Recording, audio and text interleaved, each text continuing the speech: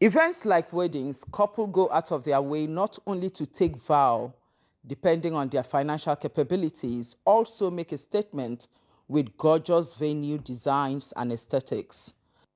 Dry ice is the cold and compressed form of the gas carbon dioxide. It creates a beautiful atmosphere with smoky and bubbling effect for both celebrants and guests.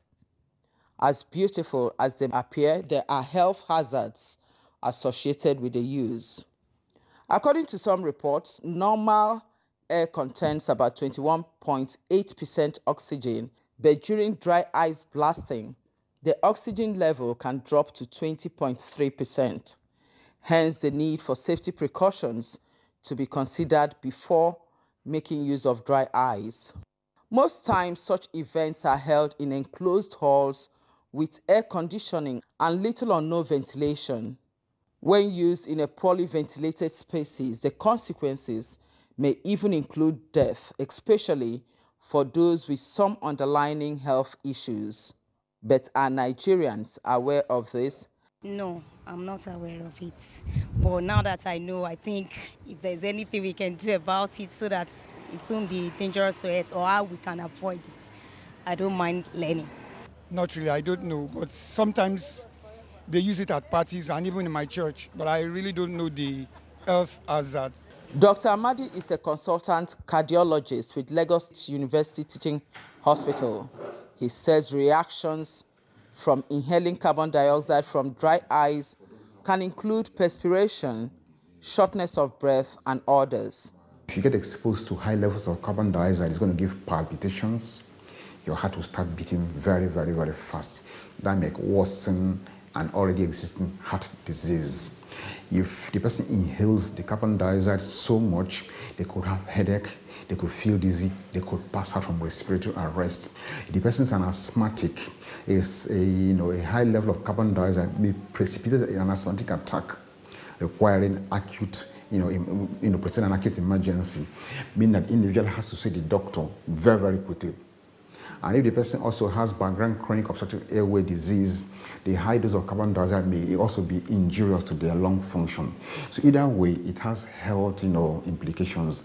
Carbon dioxide, if inhaled in very large quantities, can lead to carbon dioxide toxicity. What it means that the level has gone beyond what the body can tolerate. They usually have lightheadedness, they may have headaches, they may have palpitations. As a cardiologist, we don't want anybody to have palpitations. Palpitations means that you are aware of the heartbeat.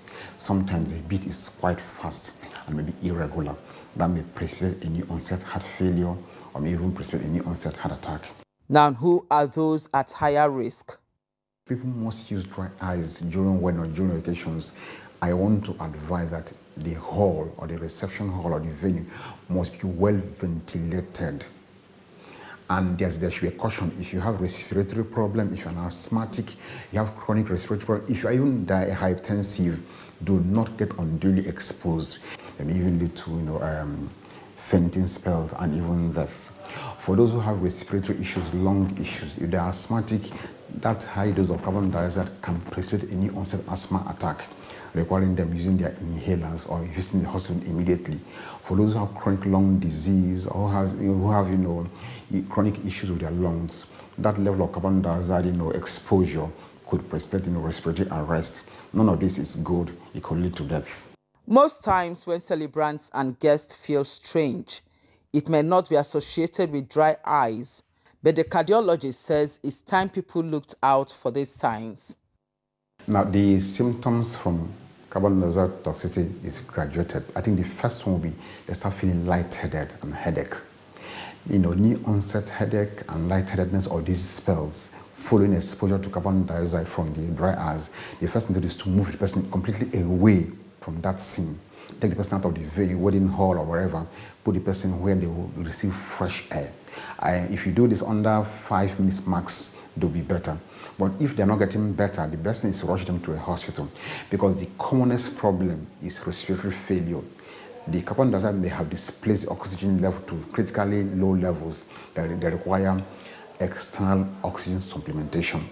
So if the fresh air from an open, place is not doing that for the person is to rush the person to a nearby hospital where the oxygen level will be determined by pulse oximeter, and if it's critically low, they give high flow oxygen to displace the carbon dioxide, and they're very, very fine. So everybody should be aware that anything gas is not healthy for the airway. Carbon dioxide is necessary for breathing at a particular level. At a particular level, if it's higher than what it's supposed to be, it's going to cause problems. And nobody should be unduly, exposed. Even the couples dancing, even a wedding couple, dancing, it's all in their own health interest to be inhaling that amount of carbon dioxide. According to the doctor, dry eyes is not a necessity at such occasions. The first question is, why must it be used in an invert in the first place? It's not providing entertainment. It's not like food or drink or any form of entertainment. So if perhaps because of trends, global trends, we find the use of dry eyes, lovely and romantic and cosmetic, for wedding, events and wedding reception, I think there should be some laid down, health precautions. First and foremost, it must not be used in very large amounts. Number two, it must be used in a wedding setting. It's a place that is well ventilated, plenty windows with cross ventilation, so that diffusion can take place as quickly as it's released into the air. Nobody has been able to regulate the environment.